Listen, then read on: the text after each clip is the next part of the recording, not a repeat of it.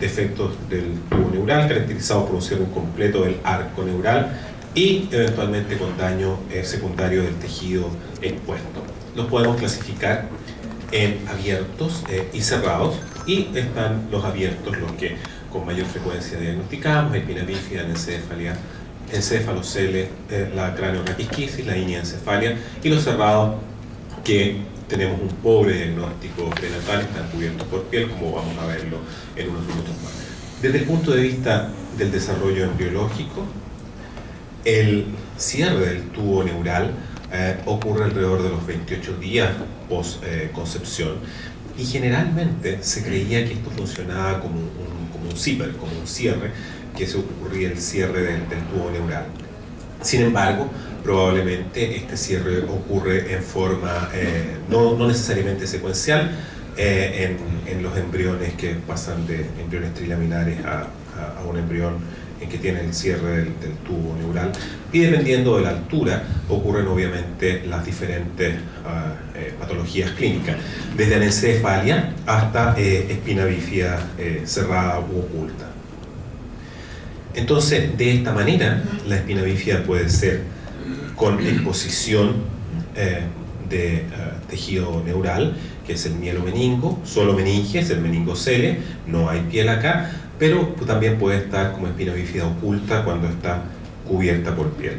En el corte transverso se observan de esta manera los cuerpos vertebrales, arco anterior y arco posterior. Aquí tenemos entonces la clasificación del punto de vista esquemático, donde la espina normal, tenemos el arco posterior, el arco anterior, la cola de caballo, el canal neural. Cuando son abiertas podemos tener expuesto directamente el tejido o estar expuestas las meninges, y esa es la diferencia entre mielo y mielocele, entre mielomeningo y mielocele. Y cuando pueden estar cubiertas por piel y estar solamente las meninges, el clásico lipoma, o incluso estar completamente oculta. Desde el punto de vista embriológico, el cierre del tubo neural se completa el día 28 y no es del todo conocido cuáles son exactamente la fisiopatología y todos los genes que participan, pero lo más probable es que participen múltiples genes en el cierre del tubo neural. Lo que sí es claro es que solamente un 10% de los casos tienen causas identificables, y en estas causas identificables tenemos anomalías cromosómicas, defectos de gen único, la hipertermia, y por eso que muchas de las embarazadas contraindicamos el uso de alta temperatura, ya sea porque van a saunas o cosas por el estilo en el primer trimestre del embarazo, teratógeno, la clásica asociación con ácido valproico, y 1 de cada 5 niños afectados va a tener una anomalía asociada. Generalmente son otras del sistema nervioso central, cardíacas también dentro de las más frecuentes. ¿Cuánto es la magnitud del problema? Y estas son las cifras de Chile. Tenemos alrededor de 11 por cada 10.000 recién nacidos, 1,1 por 1000. Les voy a mostrar cuál ha sido el impacto de los programas de prevención. Ese es el número de cirugía, y de acuerdo a nuestro número de parto tenemos alrededor de 125 casos anuales. Esta es una publicación de hace algunos años atrás que muestra la incidencia de espina bífida en los diferentes países, y ustedes ven que Chile estaba ubicado en una incidencia alrededor de 18. Esto es antes del comienzo del programa de prevención. Lo que sí es interesante tener en cuenta, especialmente para las estrategias de prevención, es que el riesgo de recurrencia en un segundo embarazo sube desde 1 por 1000 a 3 a 5%. Y si usted tiene una familia con un padre afectado y un hijo afectado, el riesgo de recurrencia puede ser un 10%. En este grupo de pacientes es donde tiene un alto impacto usar ácido fólico en dosis alta, disminuye alrededor de un 75% la probabilidad. Veamos entonces ahora cómo hacemos el diagnóstico de estas disrafias. Principalmente vamos a hablar de las abiertas, que es cómo hacemos el diagnóstico antenatal. Las disrafias ocultas, la verdad, generalmente se nos pasan desapercibidas. En el examen del primer trimestre, lo que hacemos es examinar la cabeza y examinar la columna. Esto era lo tradicional, ecomedio, la imagen de mariposa de los plexos coroideos, descrita por Waldo, y vemos la columna en planos axiales, en planos sagitales y también coronales. ¿Podemos identificar malformaciones en el primer trimestre? Sí, por supuesto. La acránea encefalia es uno de los clásicos, y ustedes ven que lo que observamos clásicamente es la ausencia de calota, ¿no? Vemos en forma de casco griego el encéfalo colgando sobre la cara, y la verdad que esto no es un desafío importante, y en nuestra experiencia en un año vemos alrededor de 10 casos, y los 10 casos son diagnosticados. Esto es porque somos el centro de referencia, obviamente. Encefalocele es otra de las patologías que podemos identificar en el primer trimestre, pero obviamente cuando los defectos son importantes, que hay un defecto frontal muy importante donde construye cerebro a través del defecto. Espina bífida, tenemos grandes elementos, como vamos a ver en algunos segundos más, el signo del limón, el signo de la banana, con el descenso del cerebro medio. Pero lo clásico es que veamos a estas pacientes después de las 15 semanas, y mucha de esta problemática no la logramos diagnosticar en el examen de las 11 a 14 semanas. Y de hecho, la experiencia internacional, incluida la nuestra, muestra que es bastante pobre el diagnóstico de espina bífida en primer trimestre. Hasta que aparece este papel el mes pasado, como les comentaba hace algunos minutos Mauricio, Ravichawi y Kipros Nicolás, para variar, describen este signo que es translucencia intracraniana, que es este espacio que ustedes ven aquí, y que corresponde al cuarto ventrículo y que uno ve y observa en cada uno de los exámenes que hace. Fíjense que aquí está la translucidez nucal y está esta imagen del cuarto ventrículo acá. ¿Qué es lo que ocurre en espina bífida? Está abierta la columna, desciende, protruye hacia atrás parte de la médula, tracciona al cerebro medio, y que es responsable de la tracción del cerebelo, y junto con el cerebro medio es responsable del signo de la banana. El signo del limón es porque el encéfalo se va un poco hacia atrás y no se desarrollan adecuadamente los huesos frontales. Esto desaparece a la semana 25, pero lo que se observa es que en los niños en este trimestre, este arrastre del sistema nervioso central lo que hace es este descenso es comprimir u ocluir este cuarto ventrículo. La serie está descrita para 200 casos normales y 4 casos anormales. Obviamente es un signo bastante soft, pero que obviamente sí es de utilidad en el diagnóstico de espina bífida, y que va a ser de gran utilidad porque, como les decía, el diagnóstico tradicional, siguiendo los parámetros que usamos en segundo trimestre, estaba realmente muy pobre. En segundo trimestre, Mauricio ya les contó, lo que hacemos es esto: plano transtalámico, plano transventricular y el plano transcerebelar. Con esto lo que observamos es el sistema nervioso central. Cada vez que tenemos una sospecha diagnóstica, lo que hacemos es una neurosonografía con planos coronales, transfrontal, transcaudado, transtalámico y el transcerebelar, y con esto podemos tener una configuración muy clara para las estructuras de línea media. Los planos sagitales y medios sagitales nos permiten terminar la configuración completa de las estructuras del sistema nervioso central, tanto anatómicas como el desarrollo con las alteraciones de la opercularización que Mauricio algo les contó. Observamos también la columna, que las imágenes de ultrasonido son muy buenas. Vemos también con alta resolución hasta donde llega la caudequina. Ocupamos planos coronales transversos y, por supuesto, las técnicas de ultrasonido 3D nos permiten tener una muy buena imagen coronal y de la columna. El examen normal, entonces, lo que hacemos es visualizar en el plano transventricular el ventrículo lateral.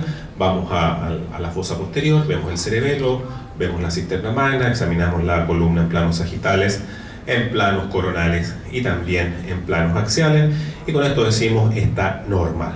Sin embargo, nos podemos encontrar con un sinnúmero de alteraciones.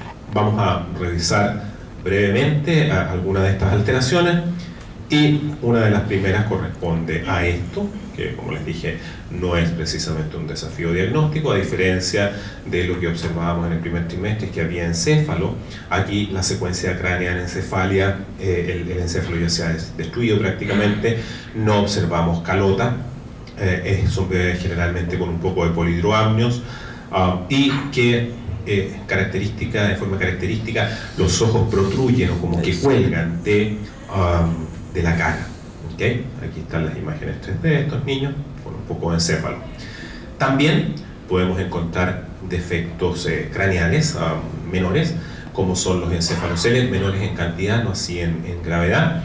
Y ustedes ven que los encefaloceles están generalmente ubicados en la línea media, y cuando no están ubicados en la línea media uno debe sospechar que se trata de un síndrome de banda amniótica.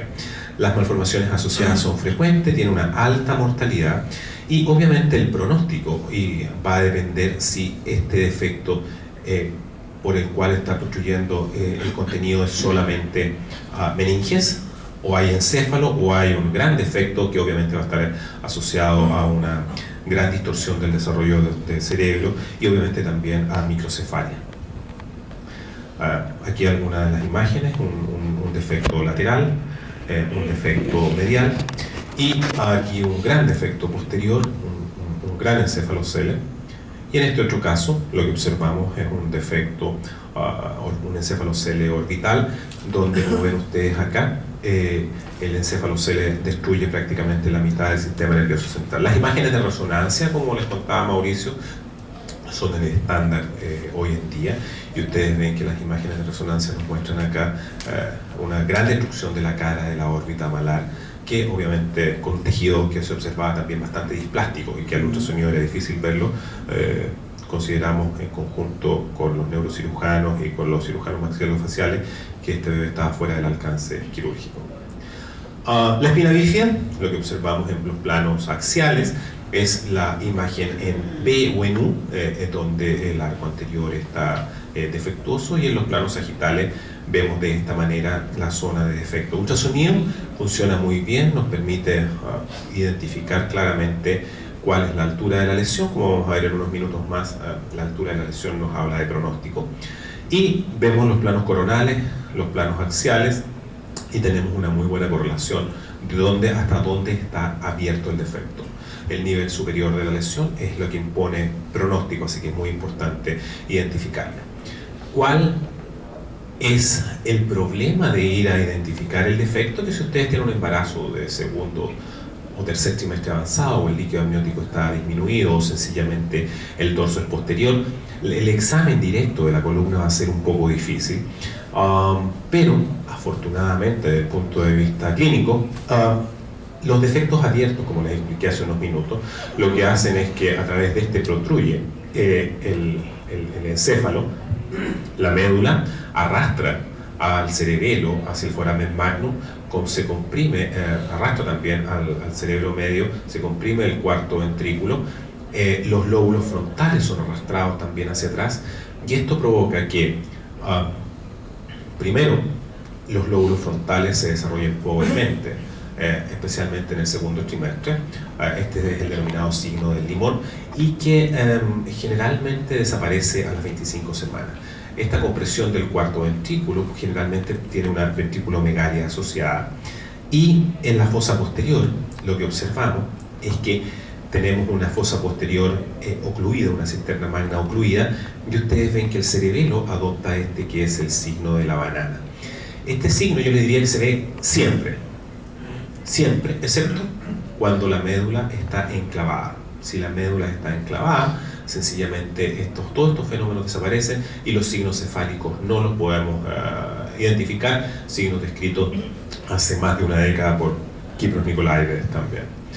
Cuando la espina bífida es oculta, estos signos obviamente no aparecen, ya que la médula no ha sido arrastrada, y todos estos fenómenos que son netamente mecánicos no existen, entonces se nos puede pasar. Lo clásico entonces es que vamos a nuestro examen, vamos al plano transventricular. Generalmente tenemos una ventrículo lateral, un atrium sobre los 10 milímetros. Cada vez que ustedes vean eso, lo que tienen que hacer es ir a mirar ¿Qué es lo que ocurre con la fosa posterior? Si la fosa posterior está ocluida, primera opción es que tenemos que pensar en espina bífida y obviamente el signo del limón que aquí aparece muy claro en esta diapositiva y el ventrículo lateral dilatado. Recuerden que este signo después de las 24 o 25 semanas prácticamente desaparece.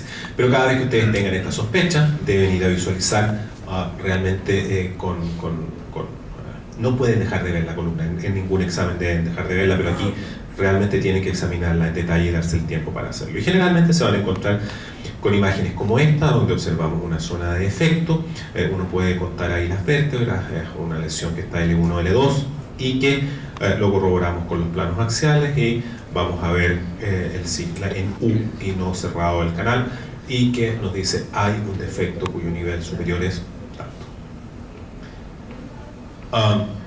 Si bien ultrasonido es muy bueno para identificar los defectos del sistema nervioso central, y ustedes ven que uno en las imágenes de reconstitución de 3D puede saber exactamente cuál es el nivel y cuál es la magnitud, etcétera, etcétera. El estándar de oro es este, que es resonancia. Y la resonancia nos permite ver tan bien como ultrasonido la zona del defecto, pero hay algo lo que supera al ultrasonido, que es el Chiari-2, la protrusión del cerebro medio o la magnitud de esto por el foramen magnum. Realmente resonancia, especialmente después a finales del segundo trimestre por la osificación del occipital, realmente no lo podemos ver. Y bueno, vean también siempre las extremidades, la movilidad y eventualmente algunos defectos asociados. Este bebé, además de la espina bífida, tenía los pies así, y esto de aquí, que es un quiste de cordón, alta asociación con trisomía 18. Esta es la experiencia combinada de varios autores y nuestra experiencia inicial de los 10 primeros casos. Ustedes ven que nos entrega información adicional en prácticamente todos los casos de espina bífida o resonancia, porque nos habla hay Chiari o no hay Chiari. Esto es también los datos de un año, de hace algún tiempo atrás, de los dos centros donde trabajábamos, y que muestra que cada vez que uno está en estos cursos, uno dice, bueno, este tipo está mostrando el único caso que vio en los últimos 10 años, etcétera, etcétera. Pero la verdad es que para cualquiera de estas malformaciones, uno ve una gran cantidad de malformaciones y están presentes en cada uno de los pacientes que ustedes ven, y efectivamente hay que ir a buscarlas ya. Desde el punto de vista de la terapia de estas disrafias espinales, vamos a ir directamente a esto. Las opciones son cirugía, donde los resultados no son muy buenos, pero eventualmente esta es la patología donde podemos hacer prevención. Desde el punto de vista de, esta es una fotografía que nos prestó Joseph Brunner, que era de los que empezó con esto, y que una foto que recorrió el mundo. Joseph Brunner salió del centro donde estaba, y salió también del estudio. Antes de que se iniciara el estudio clínico randomizado, que evaluaba si servía o no servía cirugía fetal, habían 46 casos comunicados, pero había más de 200 realizados sin un reporte. Los reportes decían que había una disminución de la herniación del cerebro medio, que mejoraba el CHAN para las ventriculomegalias e hidrocefalias. Ventriculomegalias es la terminología correcta ahora, y que mejoraba en parte la función vesical, pero que tenía un desarrollo motor discreto. Para esto, aquí están los resultados del CHAN. Para esto se diseñó este estudio clínico randomizado, que terminó desde el punto de vista de los partos, no el 2005, sino que terminó casi el 2007, pero estas 200 pacientes donde se proponía hacer cirugía intrauterina con la misma técnica que se hace extrauterina versus realizar la técnica extrauterina con evaluación hasta los 36 meses, y tenemos que esperar la publicación de los resultados. Los interim análisis no han funcionado frente a las expectativas, así que probablemente vamos a conocer los resultados finales en unos pocos meses, y lo más probable es que no sean muy alentadores.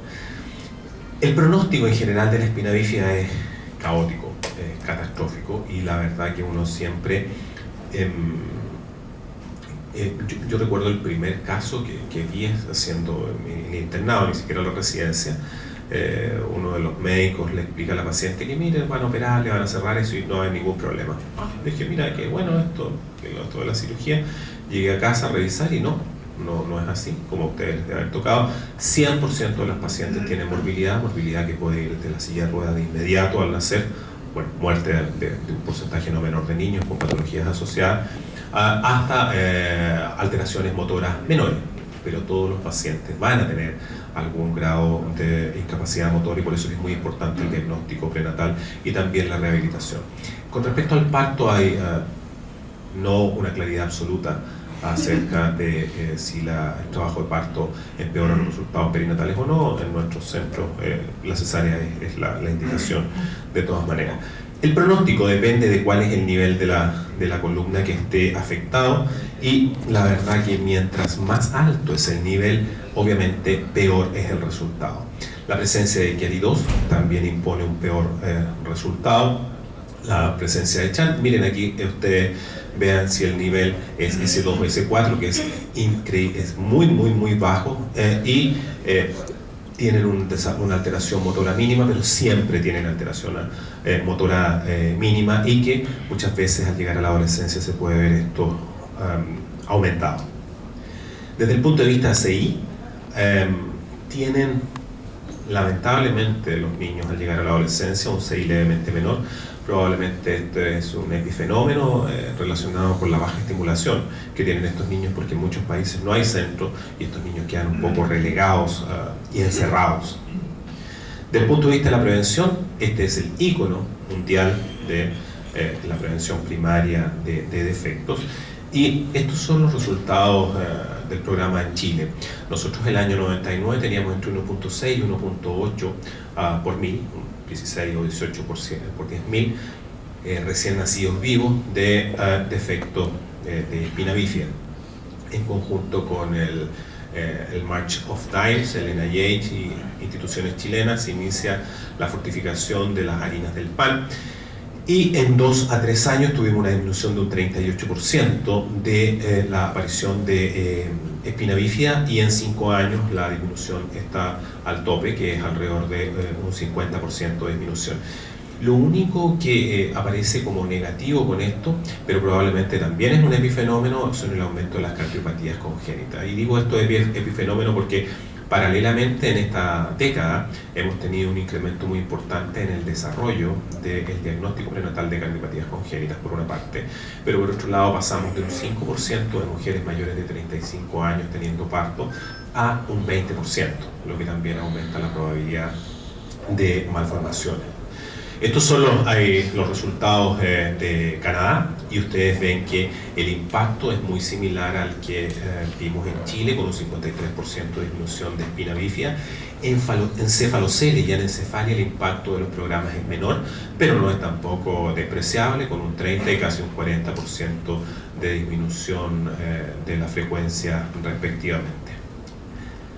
Muy bien, los defectos abiertos entonces del sistema nervioso central los pueden ustedes clasificar en abiertos y cerrados, van a ser dependiendo de la altura donde se produjo el problema embriológico. Esto en los diferentes países de Latinoamérica la frecuencia es bastante similar, entre 10 y 20 por 10.000.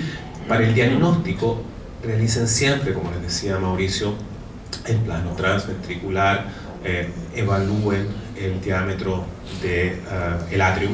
Si el atrium está aumentado, procuren identificar signo de limón, pero siempre vayan a la fosa posterior. Si está ocluida la columna, tiene que tener un defecto, vayan a buscarlo en planos sagitales, como aparece acá, en planos axiales o planos coronales, identifiquen la lesión. Si la lesión está identificada, procuren realizar un examen detallado y avanzado del sistema nervioso central, un examen detallado del corazón, donde son los dos sitios que con mayor frecuencia se acercan o se asocian a malformaciones del sistema nervioso central, defectos abiertos, y también si encuentran un segundo defecto probablemente va a merecer un cariograma. El tratamiento, probablemente en este minuto no tenemos una terapia adecuada. La prevención es terciaria, es decir, minimizar los efectos de esto. Hasta ahora probablemente la operación cesárea es la mejor indicación y programas de rehabilitación, que es probablemente lo mejor para estos niños. Obviamente la cirugía tiene que realizarse en las primeras 24-48 horas de vida. El pronóstico va a depender principalmente del nivel de la lesión, de la asociación con malformaciones, la asociación con Chiari, y el resto tiene un impacto menor. La prevención, esta es la patología donde la prevención primaria tiene impacto y es una de las más importantes. Inglaterra, Canadá y Chile son los trabajos reportados, pero sabemos que muchos países han realizado y han incorporado estas técnicas de prevención primaria. Un par de invitaciones en Miami, en conjunto con la CDTP, la FLAUS y el Hospital Jackson, auspiciado por ISWOC. Vamos a tener este curso, que es el Congreso de la Sociedad Iberoamericana de Diagnóstico y Terapia Prenatal. Hay varios speakers muy importantes: Roberto Romero, Ana Monteagudo, James Huta, Eduardo Ancalari. Con Mauricio tenemos a cargo un par de cursos de ecocardio y de neurosono, así que los esperamos ahí. Y para los que no quieren ir tan lejos, en Viña del Mar tenemos también en noviembre este otro curso. Muchas gracias por su atención.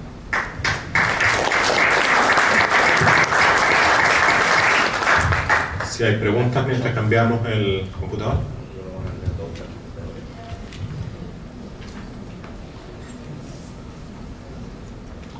Doctora, le paso el micrófono. ¿Tenemos otro micrófono? Sí.